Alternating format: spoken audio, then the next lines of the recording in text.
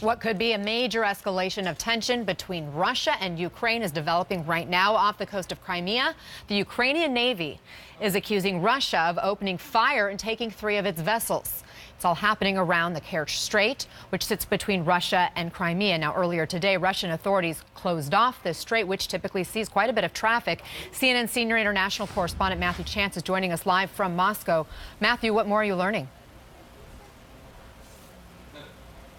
Well, as you mentioned, this is a major escalation, potentially because you've seen Russian forces, according to the Ukrainian Navy, fire upon 3 naval vessels and then board them with a raiding party consisting of Russian special forces. The Ukrainian military says at least 6 of its naval personnel were injured in that confrontation. And it comes after another incident, which we've got video for now, which happened earlier in the day, of Russian patrol vessels trying but failing to intercept a number of Ukrainian vessels as they moved from the Black Sea through that very tight Kerch Strait into the Sea of Azov, where all these confrontations are currently taking place. One of the Russian ships actually rammed a Ukrainian naval tug, and you can see in that video there that tug in front of you and the Russian vessel approaching it eventually collides with it, but they weren't able to intercept them and to board those vessels.